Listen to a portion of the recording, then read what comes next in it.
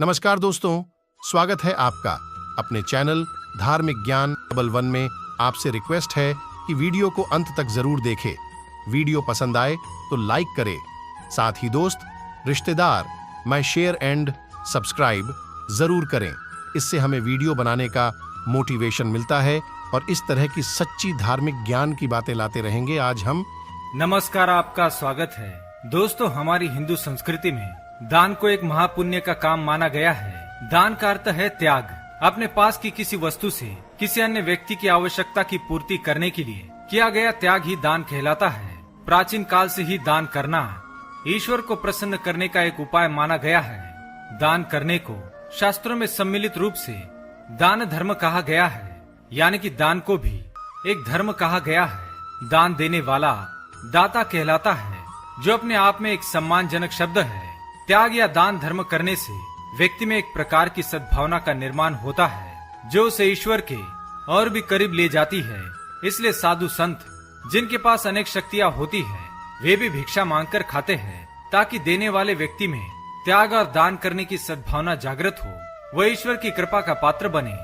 शास्त्र में दान के स्वरूप से अधिक दान की भावना का महत्व अधिक है। ईश्वर के लिए दान करने का महत्व अधिक है, दान की मात्रा का नहीं। भगवान श्री कृष्ण ने भी दान संबंधित बहुत ही महत्वपूर्ण उपदेश दिया है। अगर मनुष्य दान करते समय इन बातों को ध्यान में रखते हैं, तो उसे फल स्वरूप सुख समृद्धि और ऐश्वर्य की प्राप्ति होती है। माँ लक्ष्मी सदैव उसके घर में निवास करती है, किंतु जो व्यक्ति इसके विपरीत दान करता है, उसे दान का कोई फल नहीं मिलता, बल्कि लक्ष्मी भी उससे रूठ कर चली जाती है। तो आइए जान लेते हैं भगवान श्री कृष्ण क्या कहते हैं। पर उससे पहले अगर आपने चैनल को सब्सक्राइब नहीं किया है, तो इसे सब्सक्राइब कर लीजिए, ताकि पैसे आध्यात्मिक जानकारी वाले वीडियो देख सके। साथ ही वीडियो को लाइक जरूर करें। पहली बात, दान देने वाले को कभी भी मन में किसी भी प्रकार के अहंकार की भावना रखकर दान नहीं करना चाहिए। अर्थात दान को एक जिम्मेदारी या पुण्य का काम समझकर ही करना चाहिए, ना कि मात्र उपकार समझना चाहिए। नहीं तो ऐसे दान का कोई फल नहीं मिलता है। स्वार्थ के साथ किया गया दान निष्फल होता है और दान करने वाले से देवी देवता भी रुष्ट हो जाते हैं। दूसरी बात, दान देने वाले को कभी भी अपना बोलबाला यानी कि स्वयं का प्रचार करके दान नहीं करना चाहिए, क्योंकि कुछ लोग दान तो छोटी सी वस्तु का करते हैं, लेकिन उसका दिखावा बड़ा करते हैं।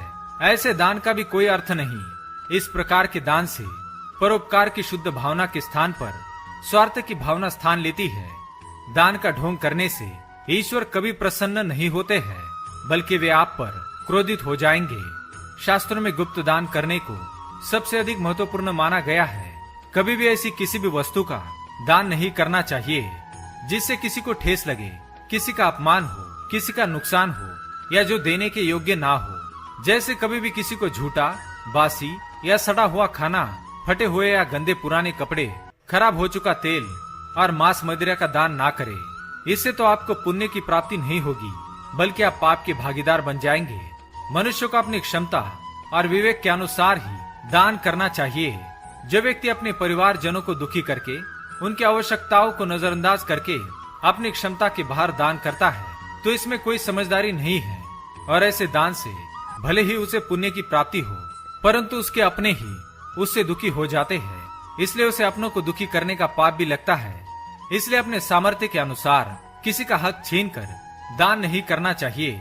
मनुष्य को केवल अपने हक की वस्तुओं का दान करने का अधिकार है। जो व्यक्ति अपनी मेहनत की कमाई को दान के रूप में किसी ऐसे व्यक्ति को देता है जिसे उसकी आवश्यकता नहीं, या ऐसा व्यक्ति जो उस धन का उपयोग गलत कामों में करता है, आपके पैसों को गलत आदतें जैसे जुआ, मद्यपान, मांसाहार जैसे व्यसनों पर खर्च करता है, तो आप भी उसके साथ इन पापों के भागीदार बन जाते हैं। इसलिए दान केवल योग्य व्यक्ति को ही करना चाहिए। अयोग्य और दुष्ट व्यक्ति को किया गया दान निष्फल और दुर्भाग्य लाने वाला होता है।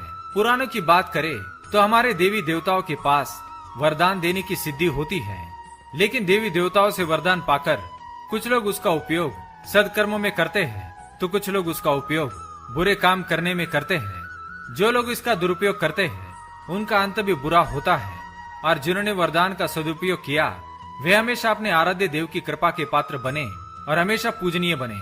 इसलिए दान देते समय यह अवश्य देख ले कि दान देने वाला व्यक्ति सुपात्र है या नहीं, क्योंकि दुष्ट और अहंकारी व्यक्ति से कभी दान लेना नहीं चाहिए। ऐसे व्यक्ति से लिया हुआ दान दुर्भाग्य कारक होता है। भगवान श्री कृष्ण कहते हैं, दान चाहे कैसा भी हो, निस्वार्थ भावना से किया गया दान हमेशा ही श्रेष्ठ होता है। शास्त्रों में गौदान, कन्यादान, धनदान, ज्ञानदान, विद्यादान, जलदान, अन्नदान, श्रमदान, रक्तदान, नेत्रदान इत्यादि को ईश्वर की दृष्टि में श्रेष्ठ माना गया है। जो भी व्यक्ति इनका दान करता है उसे पुण्य अवश्य मिलता है, लेकिन इन सर्वोत्तम वस्तुओं का दान बहुत ही सोच समझकर करना चाहिए। यदि कुपात्र व्यक्ति को इन वस्तुओं का दान दिया जाए तो इस प्रकार के महादान का पुण्य भी क्षुण्ण हो जाता है और व्यक्ति को ईश्वर की कृपा प्राप्त नहीं होती है। इसलिए दोस्तों, धन का दान उसे ही करे जिसे उसकी आवश्यकता हो और वह इसका उपयोग सद कार्य में करे। तो दोस्तों, आप भी दान करते समय इन बातों को ध्यान में रखें। अगर ये वीडियो पसंद आए तो लाइक करें, कमेंट में जय श्री कृष्ण अवश्य लिखें, साथ ही चैनल को सब्सक्राइब करें। धन्यवाद।